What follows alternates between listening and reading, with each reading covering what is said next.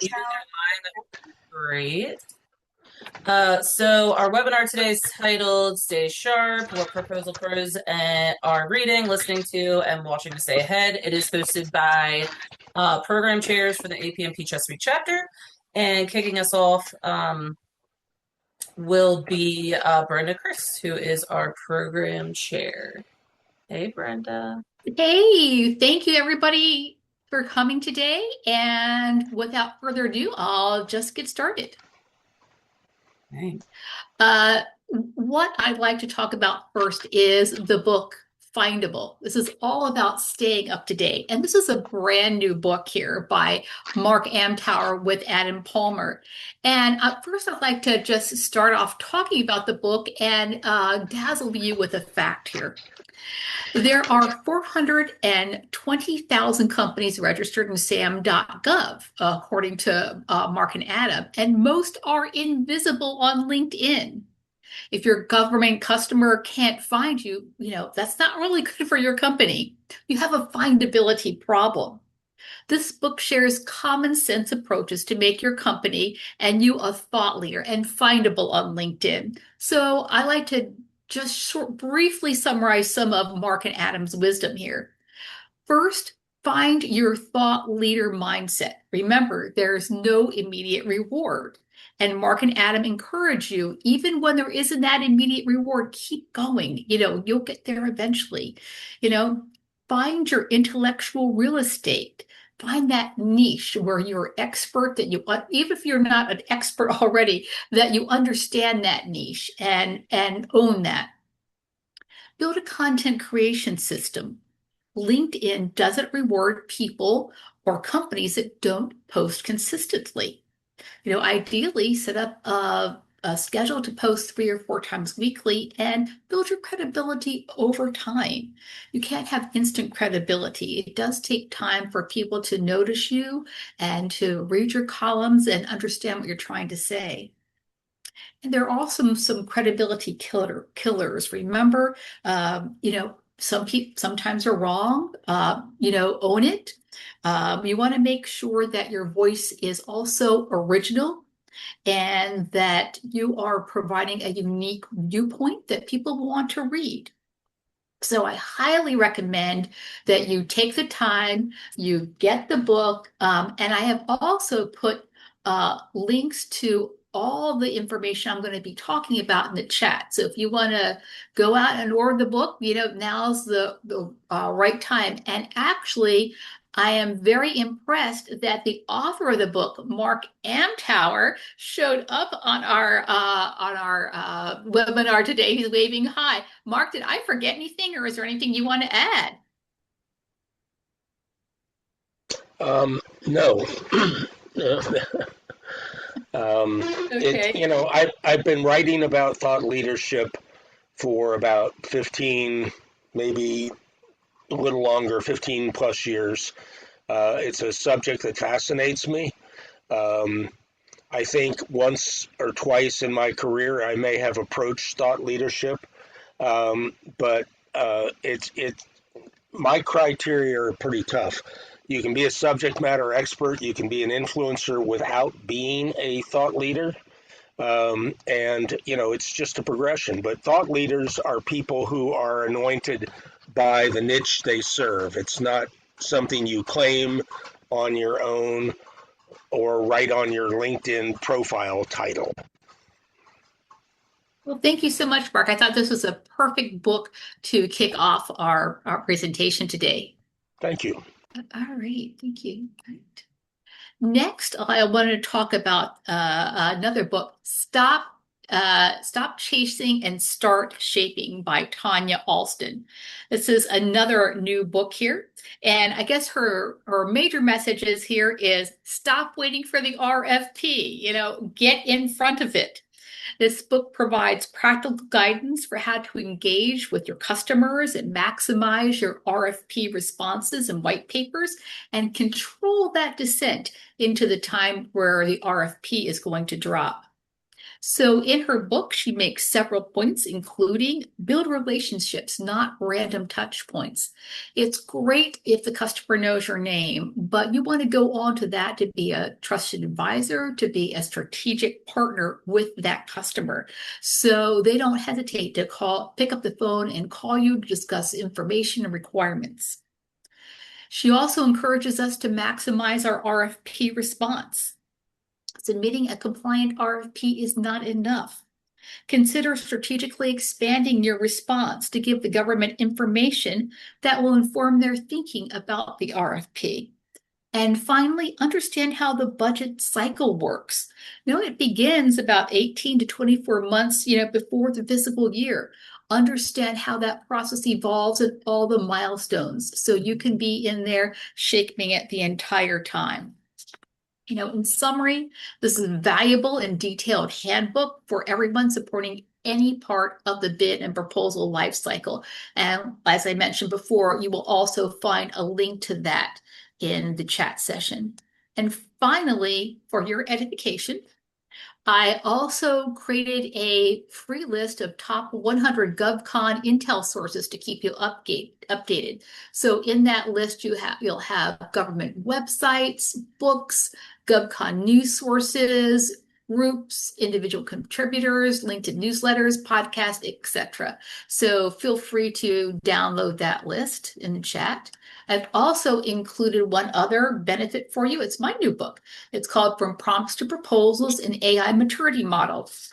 And it kind of takes you through a 5-step process of implementing AI, which is explore, apply, standardize, scale, and transform. It has an assessment, a free assessment for you, some ready-to-use case studies and prompts, practical fixes for risks, and it's there for you in the chat.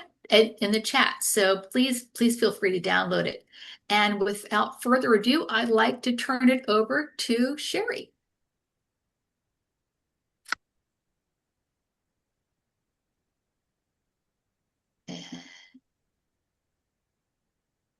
So is Sherry? Good afternoon, all. Sorry. Okay, no problem. No, I'm actually in OBX on PTO, so I'm not at my home station. So it's taken me a minute to get set up. Thanks for including me on this webinar today. So I'm Sherry Harrim, and I work at SMX. And I've been there for the last 25 years, where I started as the loan proposal person at a small business. And just a funny story that I think you guys might appreciate is that when I started there in my interview, I said, I don't want to do proposals anymore. And yet here I am. Today I'm very fortunate that we've grown to a team of I think 15 now, and a team of great professionals, very experienced, and some solid up-and-comers. So happy to be a part of that team. And then I guess, before I start, I said the ways that I think I stay sharp are, I think Brenda mentioned some of those, and it's APMP membership, and getting involved in the board, in a chapter board. This is my second year being a part of that, and I've met some great people, and I'm learning from the group. Very much appreciate that. And Brenda really covered one of my other things I had jotted down was to really talk about LinkedIn. And even going through the recent maps debacle, there was so much information out there, and people were keeping, helping us, all stay on board and in line with what was going on. So I thought that was really good. APMP TV, all of these live webinars that we're doing, and the other chapters are doing as well. In conferences, and even the smaller conferences and summit that are focused on some of the specialized areas. I have a feeling, I think there's an AI one up and coming, and it's probably going to be a pretty big group of people. So there's that. One thing I wanted to talk about that for 2026 is with my team, we have, I think team empowerment is important. So working with my team, we've come up with, I believe, 6 solid focus groups, and allowing, each person to either lead one or at least participate in two different ones. So we're gathering information from the whole team and bringing it together, and it brings in fresh ideas and new things. And, so we're all not having to tackle every area.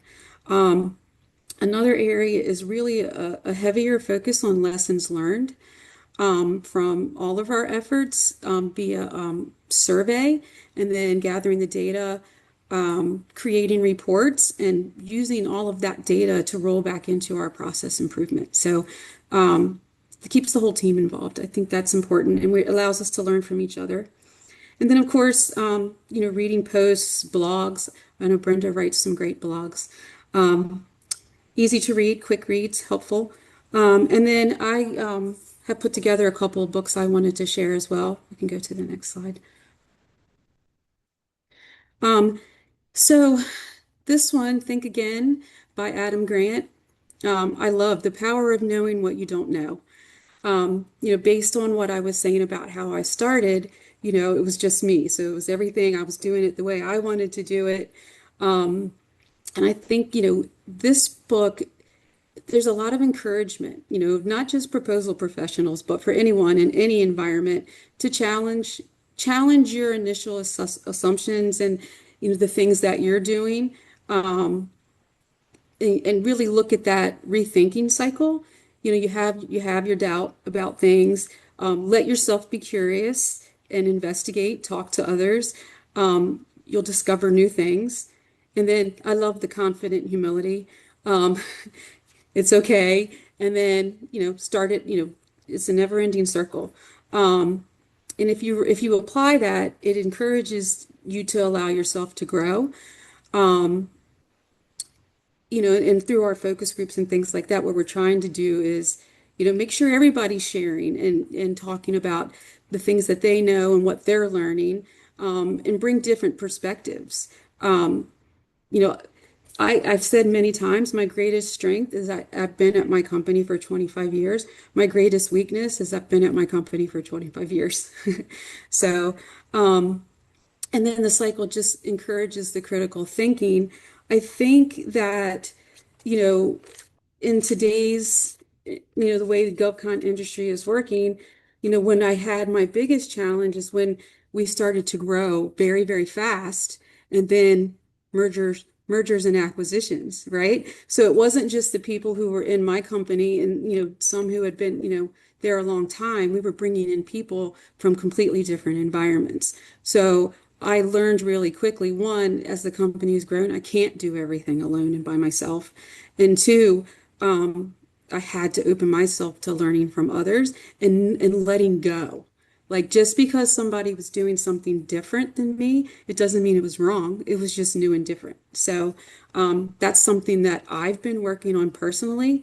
And it also allows me to, be involved in helping others grow and learn. So that was the first one. I keep this book on my desk all the time with stickies on it. It just reminds me, and I revisit some of these thoughts on a regular basis.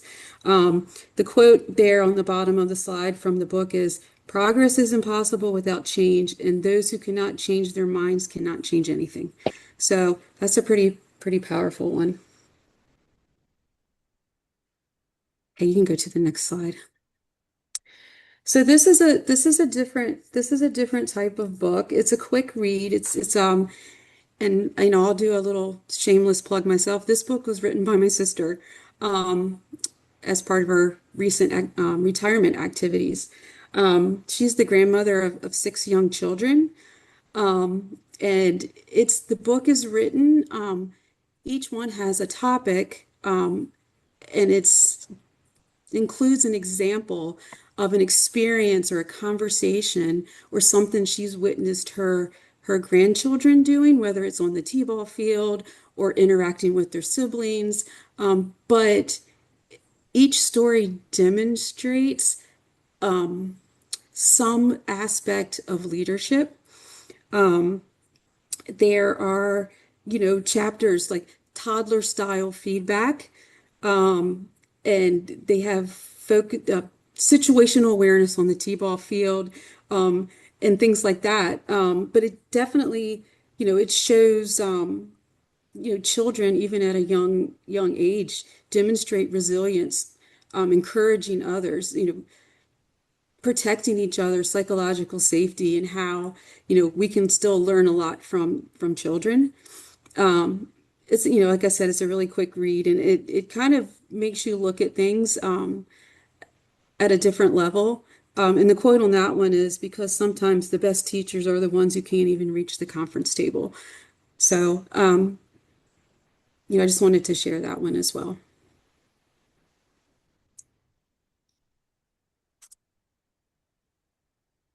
And I will pass it over to Melissa. Thanks, Thank you all. Sherry. That was awesome. I'm still admitting in a couple people, but hey everyone, I'm Melissa. I am very thankful to be able to be here today. My background is in federal government contracting, primarily healthcare based. I am the vice president of a company called Compass Government Solutions. Like most of you probably on this call, I spend a lot of time balancing, a demanding career, executive responsibilities, proposal deadlines, and being a mom of little kids.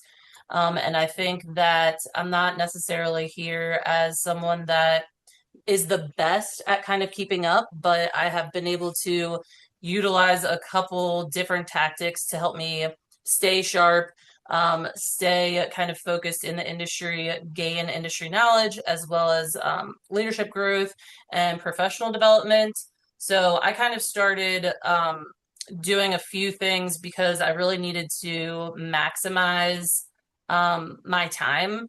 And I think really you can't do it all. You can't read it all. You can't hear it all. You can't really stay in touch with everyone. So I kind of wanted to go through a few things that I do and a few things that I've read or I've listened to that have really helped me stay up to date in specifically federal government contracting space, in leadership growth, and also in being and working for a small business.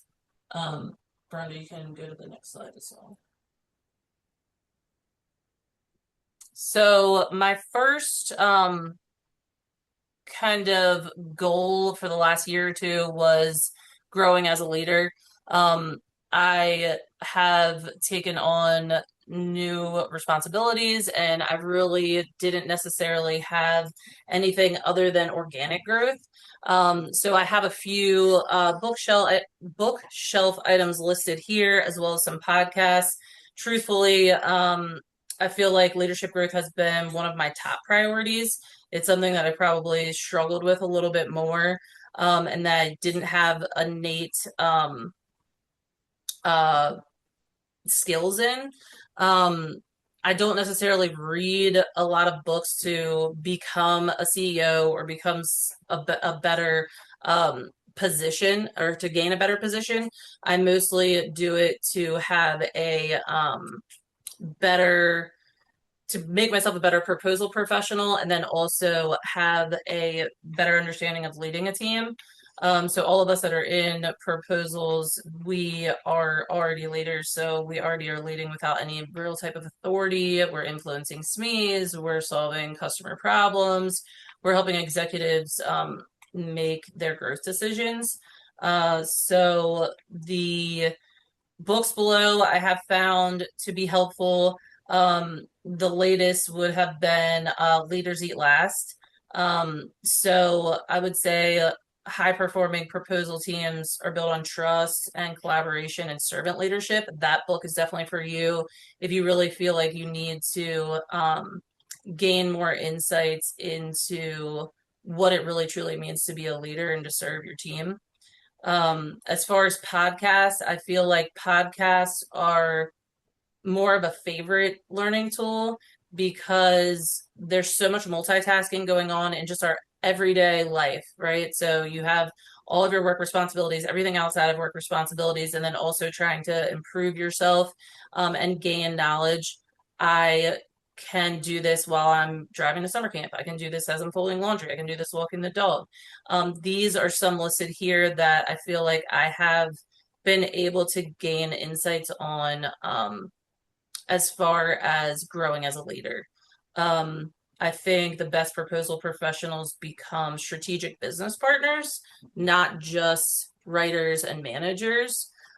So this is kind of where I wanted to start with where I find the best knowledge in leadership and growth.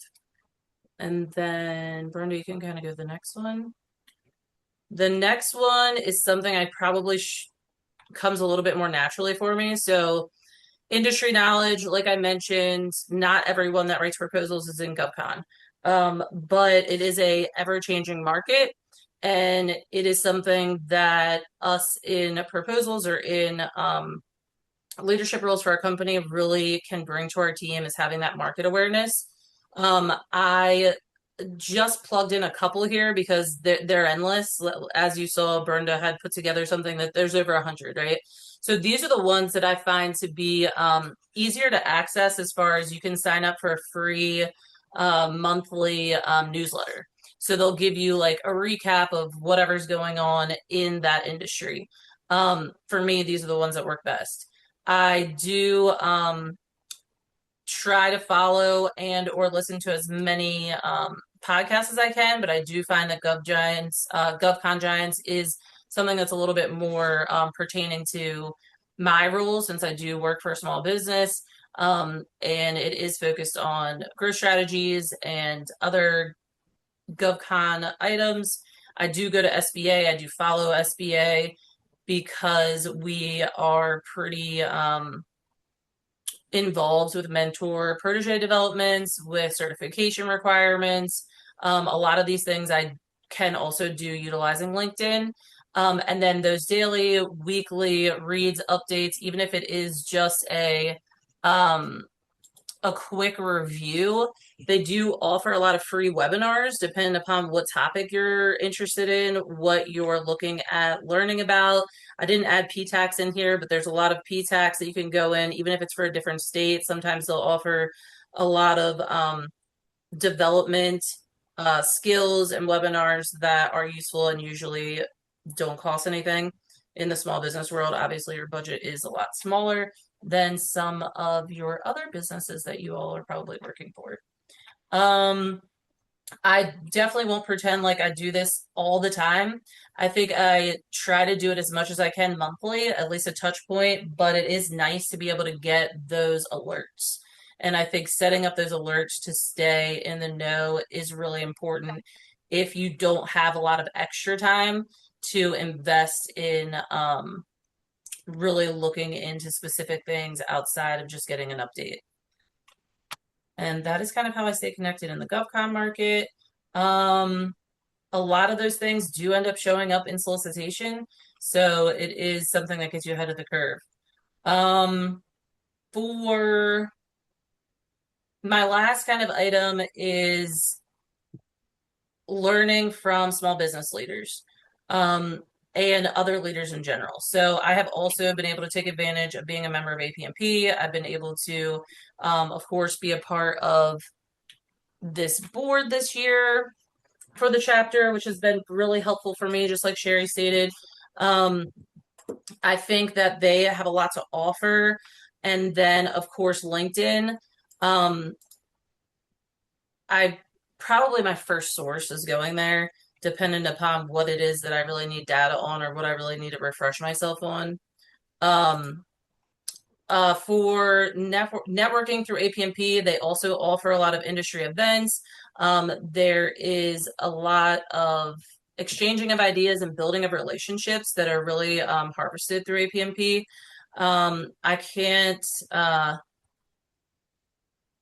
I can honestly say that there's nothing that I've been able to gain from reading something or listening to something that is more valuable than actually having like a real life conversation. And those events and networks and building of those relationships has really helped me stay in a lot of the in the know, so to speak, or staying sharp. Learning from other executives and entrepreneurs is something that helps me understand the growth strategy that I should be going after. And I think I don't really conceptualize that until I talk to someone else that has already been through this small business growing pains, and just sharing lessons learned. And I do find that there are a lot of different types of people within APMP and obviously on Indeed that allow you to be able to have a good network of personnel that can assist with a lot of different types of questions or issues that you might be having. Um, I think that really just comes down to we're all busy. What is the quickest, fastest, easiest way that I can stay updated? So if it's reading a chapter, listening to one podcast, going to one event, and that all happens in a year, then I kind of look at that as a bonus and something I've done to try to grow my knowledge base and my leadership skills. Um, and that wraps it up for me. On to Kel. Hey there. Like Mel mentioned, my name's Kel. I am part of the APMP Chesapeake Chapter Programming Committee, and I am also the APMP Pride Affinity Group Chair. Our meetings are generally at the end of every month, so we'd love to see you if you are part of the community. I've been in proposals now for, oh, we're working up to a decade, Mel. And Congrats. I'm a frequent flyer at APMP events. And I love to, I do the live events when I can and webinars as well. So we'll get into that. You can kick it to the next slide, Brenda. So one of the I think primary things that I do for proposals is less focused on GovCon and more focused on my own creativity and the way that I actually approach proposals. And I find, the background that I have in creative writing really helps me with that. So when I think of how I stay sharp, first and foremost, it's in my own writing and my own ability to structure and sell a compelling story. One of the books that's always right by my desk is Plot and Structure by James Scott Bell, which really encourages it's about fiction, but it is more than that. It's deliberate structure guiding readers towards a desired outcome. Next, which is a really popular one in the creative space, is The War of Art by Stephen Pressfield. And that one is about how great work requires overcoming resistance, perfectionism, and creative fear through disciplined practice. And I think that speaks for itself as to how it applies to proposals.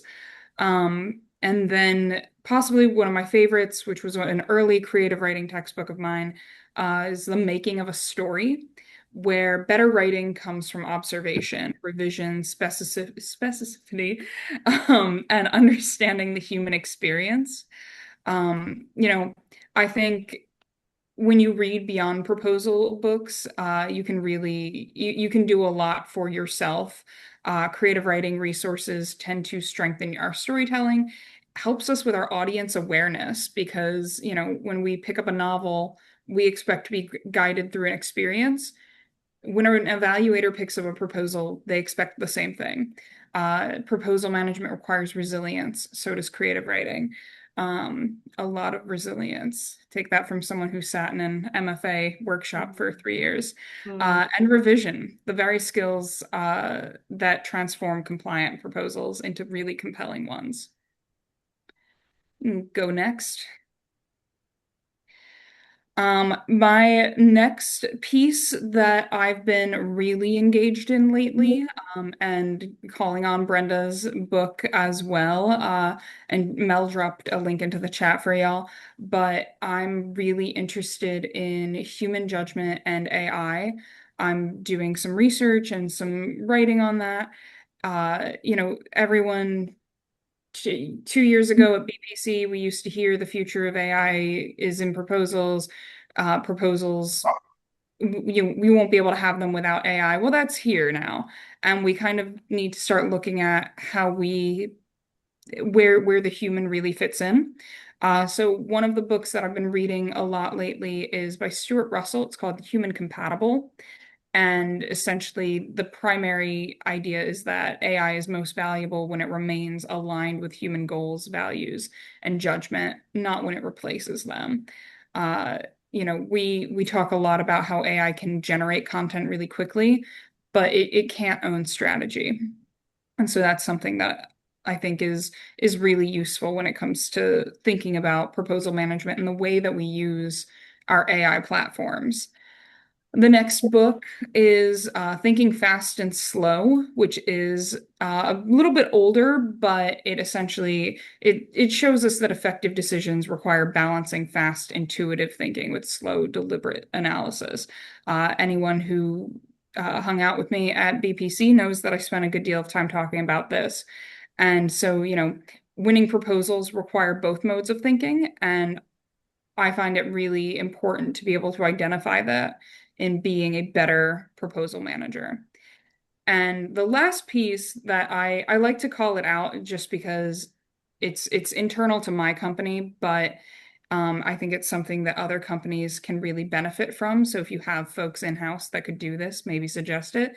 We have AI office hours where I call them the AI guys. Their names are Lloyd and Roderick, and they essentially run a podcast every week where they just talk about how they're using AI, and anyone can get on and ask them questions about how, what are the best practices, what are the ways that you can apply AI to your specific job, and what are the safeguards around it.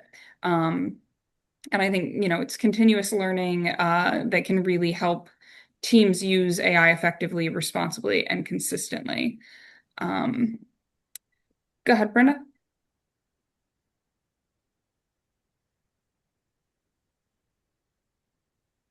Ahead. You can flip to the next slide. Thank you. Thanks, Yeah. Brenda. Thank you. So the last one, shameless plug, you can see my face on the screen. I really, really value the APMP resource library. You have heard, pretty much everyone mention it right now.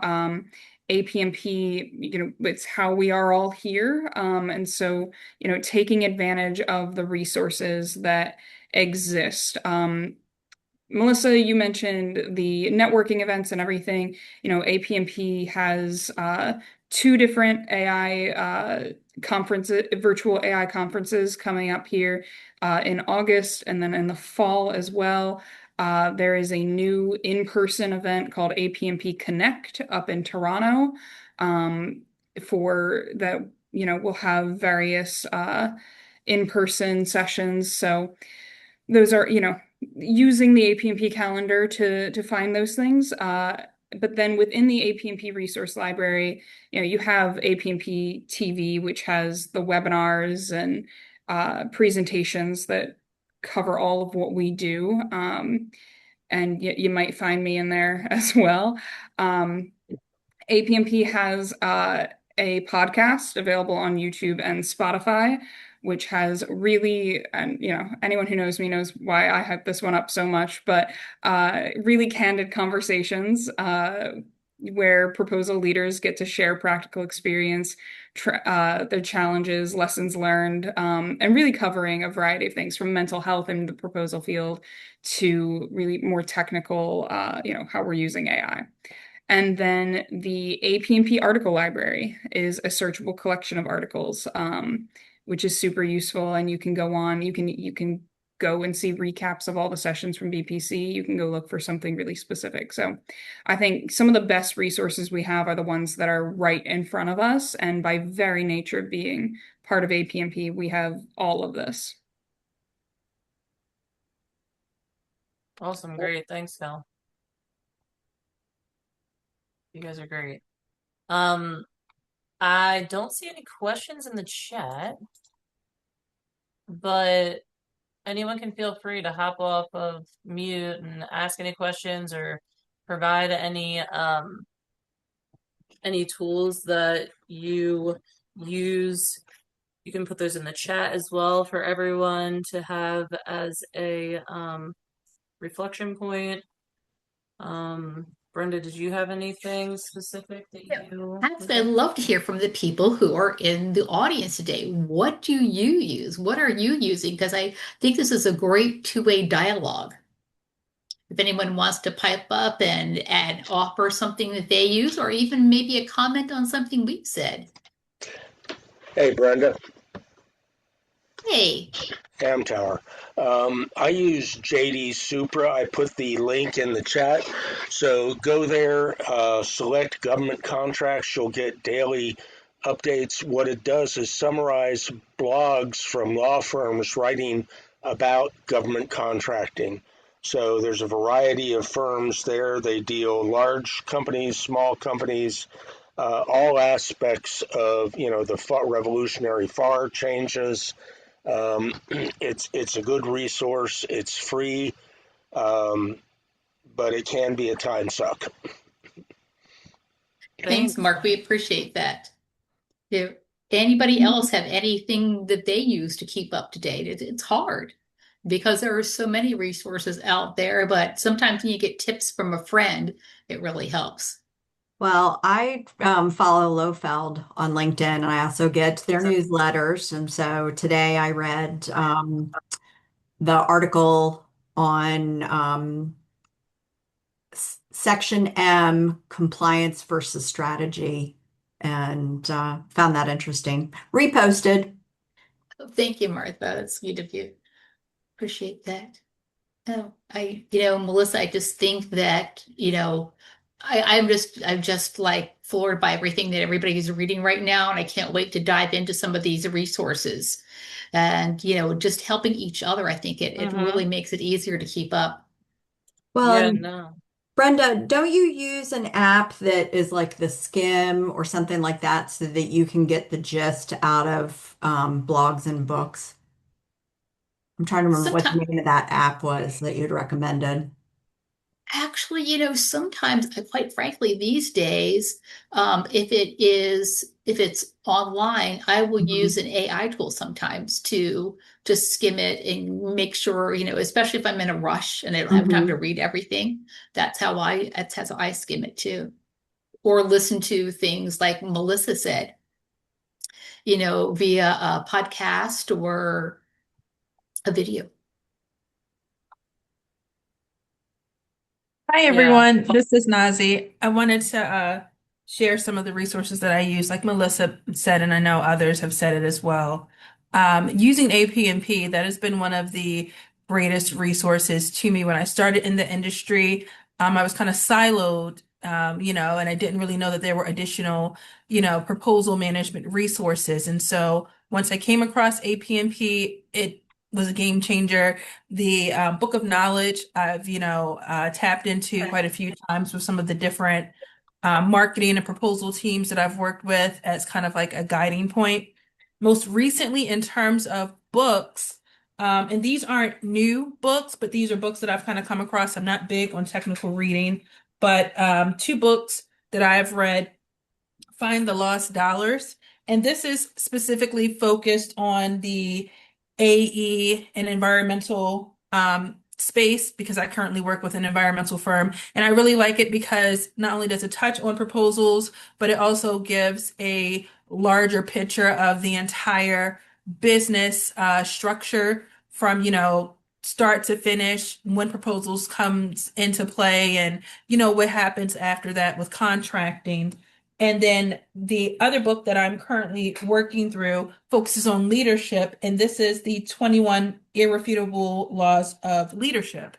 Again, very difficult for me because I'm not big on technical reading, but it does serve as a good reminder on different leadership principles that I'm pretty sure we all come across, in collaboration, um, tips, things that we come across every day in our work settings. But those are just kind of like the resources that I'm currently in right now and that are my go-to. And yeah, I just want to share that really quick. Thanks, guys. Thanks, Nazi. We also do have a few events coming up. We will have a APMP Chesapeake Chapter hosted luncheon in Solomons, Maryland at the Pier on July 10th. So if you can make it, please let us know. And then you'll see Nazi again at the State of the Chapter, which will be held on August 5th, and that will also be a Zoom meeting. I did see that someone did ask, oh, is it July 10th or is it the 14th? Maybe I'm wrong. Sherry, am I wrong? The website says the 10th. Okay. We'll confirm that, but we'll get back to you on that one. And